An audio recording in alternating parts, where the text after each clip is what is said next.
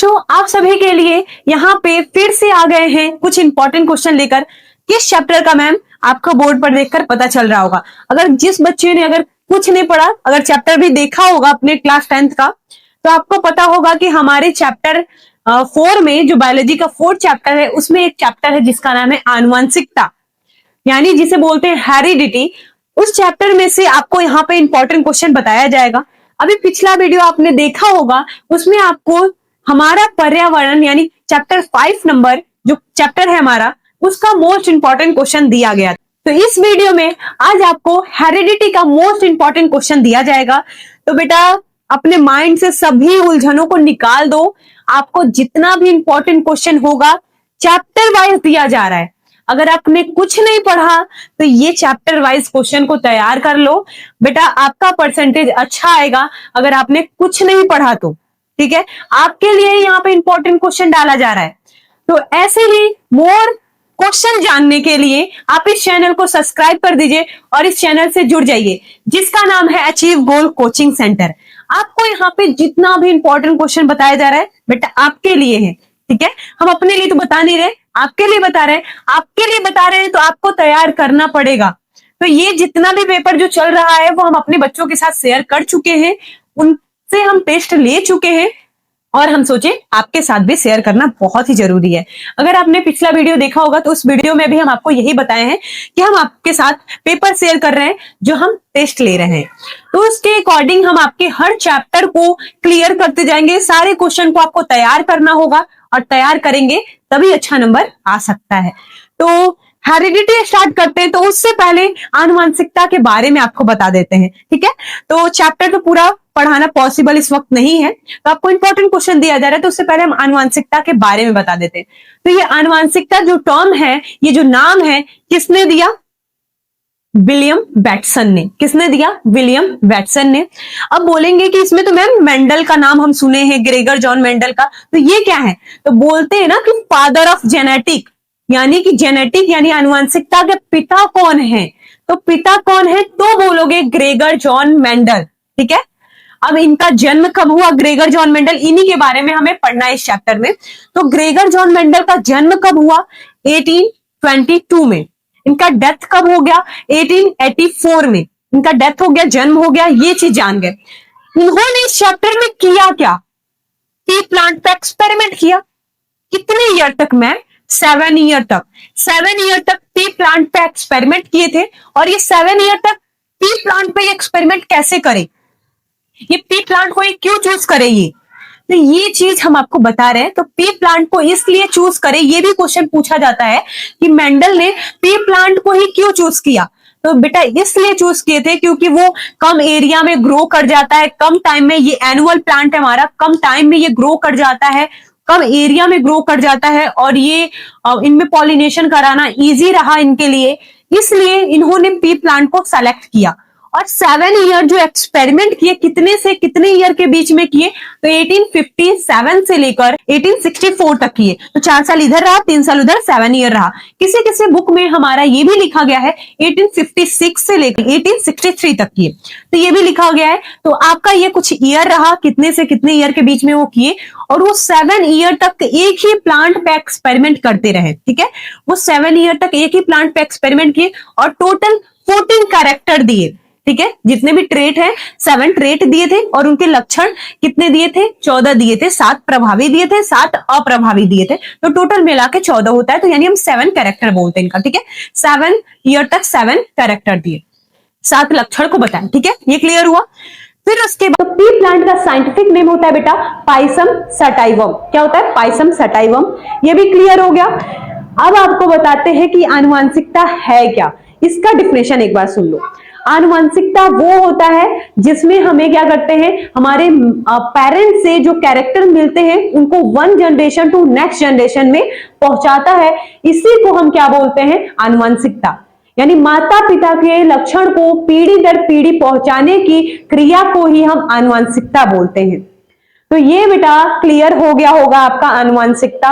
कुछ इंट्रो जो था हमारे आनुवंशिकता चैप्टर का वो भी क्लियर हो गया। अब चलते हैं हम अपने क्वेश्चन की तरफ कि वही चीज फॉलो करेंगे जो आपको प्रीवियस वीडियो में बताया गया है।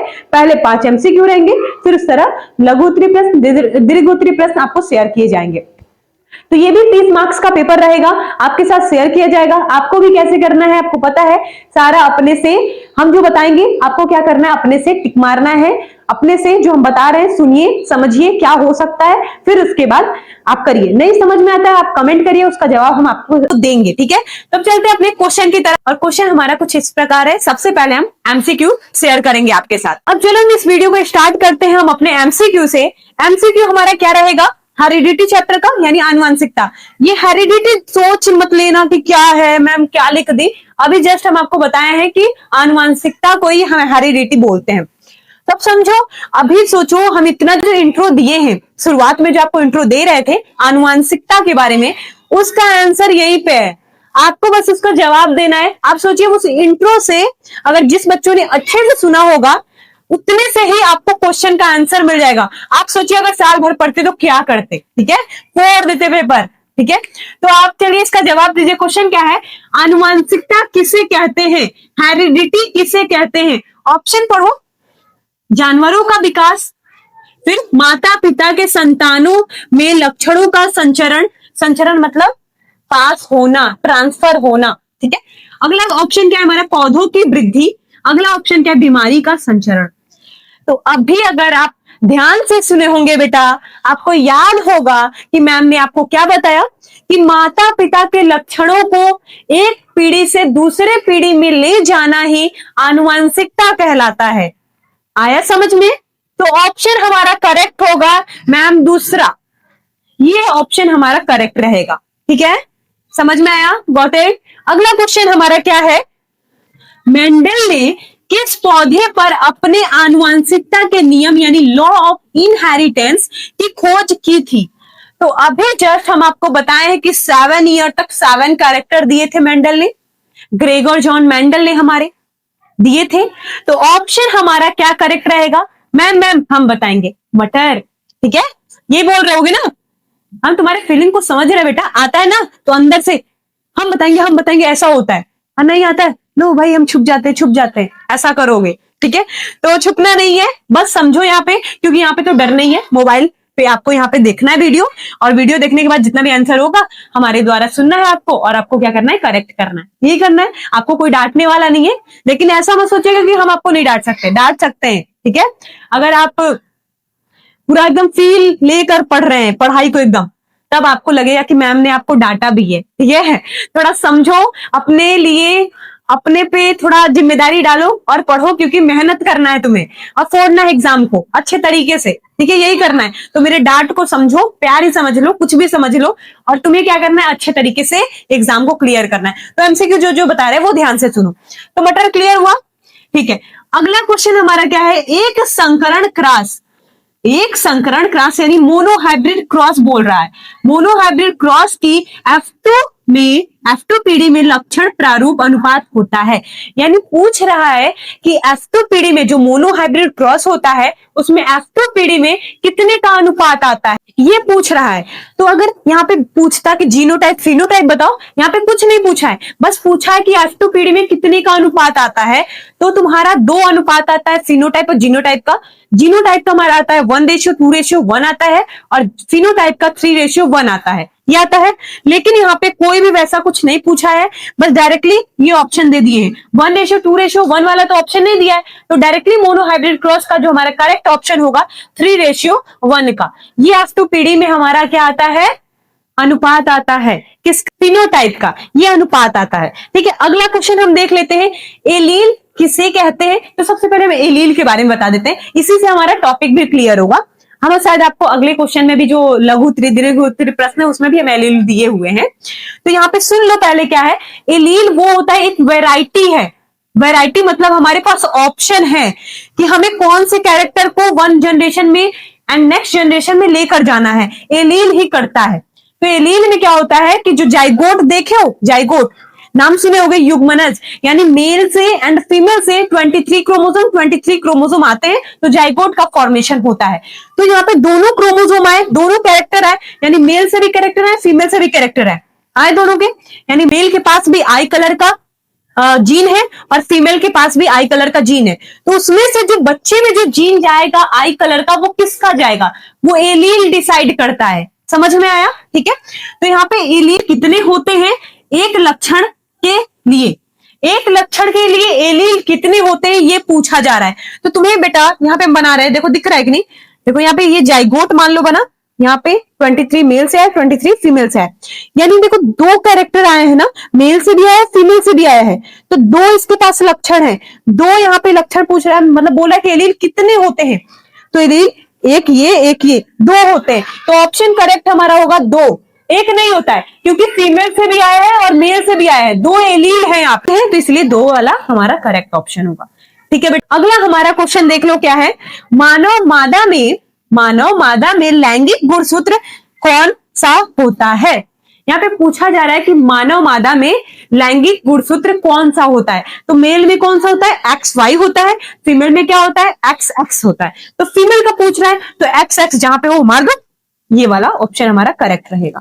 ये मेल का है, ये तो नहीं होगा भाई, इस तरह का नहीं दिखता है गुणसूत्र, ये इधर रहता तो मेल हो जाता, लेकिन ऑप्शन दिया हुआ था, ये क्या है ड्रोसोफिला वाला है, तो ये नहीं होगा। तो ये ऑप्शन हमारा क्या होगा, करेक्ट होगा। तो टोटल हमारा 5 MCQ भी क्या हो गया, कंप्लीट हो गया। तो अब चलते हैं हम अपने अगले क्वेश्चन पे, जो हमारा कुछ सेंटेंस वाइज होंगे। ठीक है, तो इसे क्या करो, जल्दी से नोट डाउन कर लो। अब देखो दूसरा क्वेश्चन हमारा क्या है, लघु उत्तरी प्रश्न। लघु उत्तरी प्रश्न मतलब समझते हो कि हमें 2-2 मार्क्स में, 3-3 मार्क्स में पूछा जाता है, वो चीज लिखना होता है। ठीक है, तो टोटल यहाँ पे लघु उत्तरी प्रश्न में हम 10 क्वेश्चन बनाए हैं, जो कि हमारे पेपर के अकॉर्डिंग ही चल रहा है। तो ये 10 क्वेश्चन क्या है, एलील के बारे में बता चुके, गुणसूत्र के बारे में नहीं पता, बता देंगे क्या होता है, कैसे लिखना है वो भी बताएंगे। तो पहले क्वेश्चन से स्टार्ट करते हैं, हमारा क्या है, आनुवंशिकता से आप क्या समझते हैं। अभी डेफिनेशन बताए हैं, माता पिता के लक्षण को पीढ़ी दर पीढ़ी पहुंचाना ही आनुवंशिकता कहलाता है। आनुवंशिकता के जनक कौन है, तो बोलोगे कौन है, ग्रेगर जॉन मेंडल। किसने नाम दिया आनुवंशिकता को, तो विलियम बेटसन ने। ये सब पूरा प्रॉपर तुम्हें लिखना होगा, तो 3 मार्क्स 2 मार्क्स जो भी होंगे आपके मिल जाएंगे। तो ये क्वेश्चन भी आपका तैयार हो गया। अगला क्वेश्चन क्या है, जीन और गुणसूत्र में अंतर लिखिए। जीन और गुणसूत्र में अंतर लिखना है। ठीक है, तो सबसे पहले हम बात करते हैं जीन के बारे में।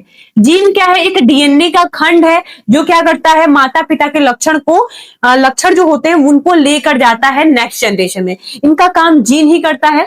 और गुणसूत्र क्या है, गुणसूत्र वो होता है जो हर मनुष्य में 46 गुणसूत्र होते हैं, और लिंग निर्धारण के समय ये 23-23 जोड़े में हो जाते हैं, जिस कारण से वो 46 बनता है और ये पास आउट होता है। और ये कहाँ होता है, डीएनए के अंदर होता है। डीएनए के अंदर हमारा गुणसूत्र पाया जाता है, और डीएनए का खंड क्या कहलाता है, जीन कहलाता है। तो ये भी तुमको लिखना होगा।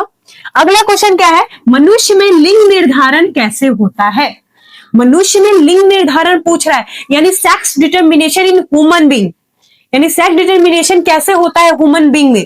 तो मेल से क्या होता है, XY होता है, और फीमेल से XX होता है। जब क्रॉस कराओगे इनमें तो पॉसिबिलिटी बनता है बेटा कि मेल जो होंगे वो 50% बनेंगे, और फीमेल जो बनेंगी वो 50% बनेंगे। ये अप्रोक्सीमेटली पॉसिबिलिटी बनता है कि हमारे मेल 50% एंड फीमेल 50% बनेंगे। लिखना कैसे है, तो लिखोगे वहां पे कि हमारे जितने भी फीमेल मेल जितने भी होते हैं, उनमें जो 22 क्रोमोसोम होते हैं वो सिमिलर होते हैं। इस सिमिलर को बोलते हैं ऑटोसोम, और जो डिससिमिलर होते हैं, जो सेक्स ऑर्गन डिसाइड करते हैं कि मेल का क्या होगा एंड फीमेल का क्या होगा, इसी ऑर्गन की वजह से वो डिफरेंट हो जाते हैं मेल एंड फीमेल। उस क्रोमोसोम का नाम होता है ऑलोसोम, जो कि हमारा 1 पेयर ऑफ क्रोमोसोम होते हैं, जो सेक्स डिटर्मिनेशन में डिसाइड करते हैं कि मेल होगा एंड फीमेल होगा। ये चीज आपको यहाँ पे करना है, लिखना भी है। समझ में आया बेटा? अगर नहीं समझ में आया तो आपके लिए इस तरह का ये जो सेक्स डिटर्मिनेशन का है, वो वीडियो हम शॉर्ट में आपको बता चुके हैं, एक बार देख लीजिएगा उसे। अगर नहीं भी देखेंगे तो उसका लिंक आपको इस वीडियो के डिस्क्रिप्शन में दे दिया जाएगा। अगला क्वेश्चन क्या है, डीएनए की भूमिका लिखिए। डीएनए का भूमिका क्या है, इसको तुम्हें लिखना है। तो सबसे पहले डीएनए के बारे में लिखना है। डीएनए का क्या है, डीएनए का पूरा नाम लिखना, डीऑक्सीराइबोस न्यूक्लिक एसिड होता है। ये डीएनए कहां पाया जाता है, न्यूक्लियस के न्यूक्लियोलस में पाया जाता है। और डीएनए का काम क्या है, ये एक जेनेटिक मटेरियल यानी कि आनुवंशिकी पदार्थ है। ये हमारे माता पिता के लक्षणों को लेकर जाता है, पहुंचाता है बच्चों में। तो ये भी आनुवंशिकता हमारा ये डीएनए का ही काम है, ये डीएनए ही करता है। और डीएनए एक सेल के अंदर कितना मीटर प्रेजेंट होता है, तो 2.2 मीटर प्रेजेंट होते हैं। अगर ओवरऑल हमारे बॉडी की बात की जाए तो 37 ट्रिलियन, जो कि हमारे अर्थ से मून तक 6,000 5,000 टाइम्स रिटर्न बैक हो सकता है। इतना बड़ा है, सोच सकते हो। ठीक है, अगला क्वेश्चन देख लेते हैं। इतना ही लिखना है तुम्हें, 3-3 मार्क्स का, 2-2 मार्क्स का है, तो किससे ज्यादा नहीं लिख सकते। अगला क्वेश्चन क्या है हमारा, गुणसूत्र किसे कहते हैं। अभी ऊपर ही बताएं, गुणसूत्र के बारे में लिख सकते हो। इतना समझ में आ गया ना। ठीक है, अगला क्वेश्चन देखो, एलील किसे कहते हैं। ये अभी हम एमसीक्यू में आपको बताए हैं। एलील क्या है, किसे कहते हैं। जो जाइगोट होता है उसमें मेल एंड फीमेल के दोनों के कैरेक्टर आते हैं, उसमें से डिसाइड करता है कि हमें कौन सा पास आउट करना है बच्चे में, तो ये हमारा एलील डिसाइड करता है। ठीक है, तो एलील के बारे में भी लिख सकते हो, ये वेराइटी हमारा। अगला क्वेश्चन क्या है, जीनोटाइप किसे कहते हैं। जीनोटाइप फिनोटाइप दोनों दिया होगा, यहां दिया है ना, फिनोटाइप और जीनोटाइप। एक लाइन में सुन लो, बहुत अच्छे तरीके से समझ में आ जाएगा। अभी बेटा बताएं हम, ये जो जीन है वो डीएनए का सेगमेंट है, खंड है, यानी जो डीएनए है वो सेल के अंदर है, यानी बॉडी के अंदर। ठीक है, तो जीन भी कहां होगा, बॉडी के अंदर होगा। यानी कि जो जीन जो होता है वो जो अंदर के लक्षण को, हमारे अंदर के लक्षण को बताता है, उसे हम बोलते हैं जीनोटाइप। ठीक है, जो हमारे अंदर के लक्षण को प्रतीत करता है, बताता है, उसे हम जीनोटाइप बोलते हैं। ऐसा मत कर देना कि जीन हमारा बाहर लटका हुआ है, ऐसा नहीं, जीन हमारे बॉडी के अंदर है। ठीक है, सेल के अंदर है। ठीक, तो जीन क्या होता है पता चल गया। अब समझते हैं फिनोटाइप। फिनो मतलब कि जो फिजिकल, यानी जो हमारे बाहर के कैरेक्टर देकर बताता है, उसे हम क्या बोलते हैं, फिनोटाइप। यही मेंडल ने किया था अपने रेशियो को देखकर। ठीक है, बाहर से देखे कि हाँ ये टॉल प्लांट है, ये शॉर्ट प्लांट है, बाहर से देखे कि इतना इतना दिख गया मुझे, तो इसको हम ये रेशियो दे देते हैं। लेकिन जीनोटाइप में क्या बोले, उनके अंदर के लक्षण को देखे कि कौन कौन सा ट्रेट प्रेजेंट होता है, कौन कौन सा लक्षण है, कौन कौन सा गैमेट प्रेजेंट है, ये देखकर उनको बताया गया। तो ये जीनोटाइप, यानी उसके अंदर के डीपली अध्ययन करके बताया, तो वो जीनोटाइप हो गया हमारा। ठीक है, फिनोटाइप मतलब ऐसे मान लो कोई पर्सन है, यहाँ पे कोई पर्सन यहां से जा रहा है, ठीक है, तो हम देखकर उसे क्या बोलेंगे कि हाँ ये अच्छा है, ये अच्छा बंदा है, ये बोलेंगे। लेकिन उसके साथ 10 दिन रहेंगे तब जानेंगे कि हाँ वो गाली भी देता है। ठीक है, गाली देता है, गंदा गंदा बात बोलता है, ये बोल सकते हैं। तो ये क्या हमारा जीनोटाइप है, यानी उसके साथ रहकर कुछ टाइम उसे जाने हम, तो ये जीनोटाइप हो गया। बाहर से देखकर कैरेक्टर को बता देना, ये फिनोटाइप है। समझ में आ गया। ठीक है, अगला क्वेश्चन क्या है, अगुणित तथा द्विगुणित को समझाइए। यानी हैप्लॉइड, हैप्लॉइड, डिप्लॉइड। हैप्लॉइड और डिप्लॉइड क्या होता है इसके बारे में सुन लो। जितने भी हमारे बॉडी में ओवरऑल सेल होते हैं, उनके पास 46 क्रोमोसोम होते हैं, तो वो डिप्लॉइड कंडीशन में होते हैं। ठीक है, वही हैप्लॉइड बोला जाए, यानी अगुणित, यानी कि हमारे शरीर में सिर्फ 2 ही ऐसा क्रोमोसोम है, 2 ही ऐसा सेल है जो हमारे क्या होते हैं, अगुणित होते हैं। एक स्पर्म सेल, एक हमारा ओवम सेल।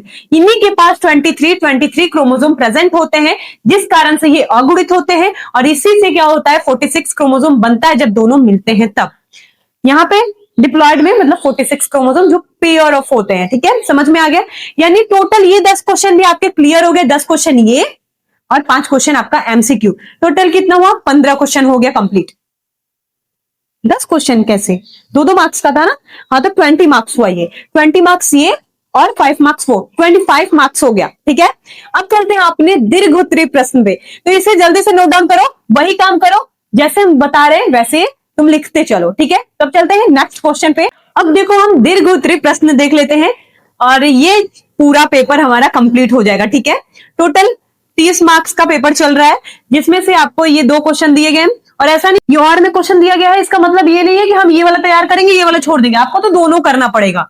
और में दिए यानी कि आपको तैयार करना पड़ेगा दोनों। ठीक है, तो दीर्घ उत्तरीय प्रश्न का मतलब पहला हमारा क्या है, दीर्घ उत्तरीय प्रश्न का मतलब आपको बता देते हैं कि आपको ढेर सारा लिखना पड़ेगा यहाँ पे। ठीक है, लॉन्ग क्वेश्चन जिसे कहते हैं ना, वो चीज है यहाँ पे। तो पहला क्वेश्चन क्या है, मेंडल के कितने लक्षण हैं, मेंडल के कितने लक्षण हैं उससे समझाइए। यहाँ पे बोला है मेंडल के कितने लक्षण हैं उसे समझाइए, तथा मेंडल ने अपने प्रयोग में मटर के पौधे को ही क्यों चुना।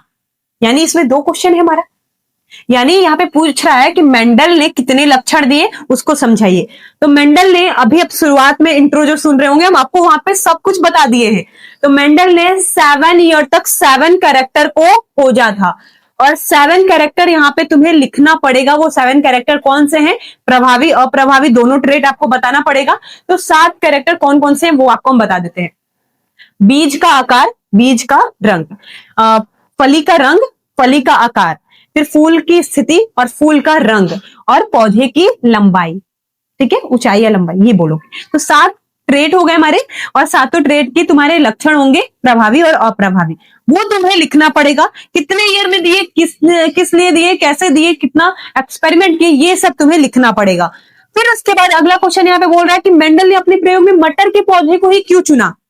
तो आपको ये भी बता चुके हैं, कम टाइम लगा और एक्सपेरिमेंट 7 ईयर तक कर रहे थे। अगर 1-1 साल का टाइम लगता, 2-2 साल का टाइम लगता, तो उनको एक्सपेरिमेंट करने में और भी दिन लग सकते थे, 7 ईयर से भी ज्यादा लग सकते थे।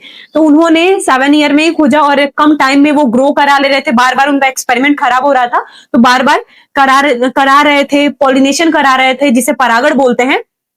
उसकी मदद से ये करे, वो मटर के प्लांट को ही चूज करे। तो उससे क्या हुआ कि वो मटर के प्लांट को चूज करे। इसको गमले में भी उगाया जा सकता है, ये सेल्फ पॉलिनेशन भी है, ये भी आपको बताया जाएगा। वहां पे आपको लिखना पड़ेगा, सब कुछ करना पड़ेगा। तो कम जगह में ये ग्रो कर जाता है, तो ये भी आपको लिखना पड़ेगा। तो ये क्वेश्चन होता है आपका 5 नंबर रेड। ये भी 5 नंबर का है, ये भी 5 नंबर का है। तो आपको और में दिया है, लेकिन आपको दोनों तैयार करना है। क्वेश्चन अगला क्या है, मेंडल के कितने नियम दिए, मेंडल ने रहेगा, ठीक है, सुधार लेना। मेंडल ने कितने नियम दिए, उनके प्रयोगों को समझाइए। यानी आनुवंशिकता का जो नियम है, मेंडल ने अपने प्रयोग में कितने नियम दिए, कितना नियम इनका रहा। तो टोटल 3 नियम रहा इनका, ठीक है, जो कि मोनोहाइब्रिड यानी एक संकरण और 2 संकरण में दिया गया था। एक संकरण में इन्होंने 2 प्रयोग किए थे, कौन कौन से, एक प्रभाविता का नियम और दूसरा पृथक्करण का नियम। और द्विसंकरण में जो था, उन्होंने उसमें कौन सा दिया, लॉ ऑफ इंडिपेंडेंस एसॉर्टमेंट, जिसे बोलते हैं स्वतंत्र अवदिवन का नियम। तो टोटल 3 दिए थे, कौन कौन सा, लाइन से बोलना, ऐसा नहीं कि ऊपर नीचे बोलेंगे, नहीं, लाइन से। उनका पहला प्रयोग ये रहा, दूसरा ये रहा, तीसरा ये रहा, ऐसे बोलोगे। तो पहला इनका है लॉ ऑफ डोमिनेंस, जिसे बोलते हैं प्रभाविता का नियम। दूसरा क्या है, लॉ ऑफ सेग्रीगेशन, जिसे बोलते हैं पृथक्करण का नियम। तीसरा क्या है, लॉ ऑफ इंडिपेंडेंट असॉर्टमेंट, जिसे इनहेरिटेंस भी बोलते हैं। यानी कि इसका तीसरा नियम हमारा रहा स्वतंत्र अवजीवन का नियम। तो ये तीनों नियम को तुम्हें समझाना है और तीनों का क्रॉस बनाना है, चेकर बोर्ड बनाना है, पनेड स्क्वायर बनाना है। आपको सब कुछ बनाकर सारा रेशियो, जीनोटाइप, फिनोटाइप जैसे होता है वैसे आपको पूरा डिफाइन करना है। अगर आपको इस वाले टॉपिक पे आपको वीडियो मिल जाएगा इस चैनल पे। अगर आप नहीं देख पा रहे हैं, उस वीडियो को खोजने में टाइम लग रहा है, तो आपको इस वीडियो के डिस्क्रिप्शन में उसका भी लिंक दे दिया जाएगा, आप उसे देख लीजिएगा। तो बेटा ये 30 नंबर का पेपर होता है कंप्लीट। ये जो हमारा आनुवंशिकता चैप्टर है, जितना भी इंपॉर्टेंट क्वेश्चन जो कि प्रीवियस ईयर से पूछते आ रहे हैं, आपको इस वीडियो में बता दिया गया, और जो कि हमारे द्वारा पेपर बनाया गया है, और इस पेपर को आपको सॉल्व करना है, और यही आपको पेपर में देखने को क्वेश्चन मिलेगा डिट्टो। ऐसा नहीं है कि अब ये पूरा पेपर उठ के आएगा, ऐसा क्वेश्चन यहां से क्वेश्चन उठा सकता है, यहां से क्वेश्चन उठा सकता है, क्योंकि आपको पूरा चैप्टर वहां पे पूरा साइंस मिला कर देगा। ऐसा नहीं है बायोलॉजी का पेपर बना रहा है, सिर्फ बायोलॉजी, केमिस्ट्री, फिजिक्स सब मिला के पेपर बनेगा, ठीक है। तो ये चैप्टर वाइज क्वेश्चन है, तो आपको दिया जा रहा है इस तरह, चैप्टर वाइज क्वेश्चन तैयार करिए, फिर जाके पेपर में 4 डालिए, ठीक है। क्वेश्चन मिलेगा आपको, पक्का कह रहे, गारंटी है, आपको पढ़ना पड़ेगा, ठीक है। तो इस वीडियो को यही क्लोज करते हैं। तो फिर से अपने लास्ट टाइम में जो हम बोलते हैं वही फिर से बोलेंगे आप सभी को। चैनल को सब्सक्राइब कीजिए, बेल आइकन को प्रेस करिए, और बेल आइकन को प्रेस इसलिए करेंगे क्योंकि आपको सारा नोटिफिकेशन मिले। और आपको क्या करना है, वीडियो को लाइक करके इस वीडियो को और बच्चों तक शेयर करना है, ताकि उन्हें भी वीडियो का लाभ मिल सके। तो ओके स्टूडेंट, बाय।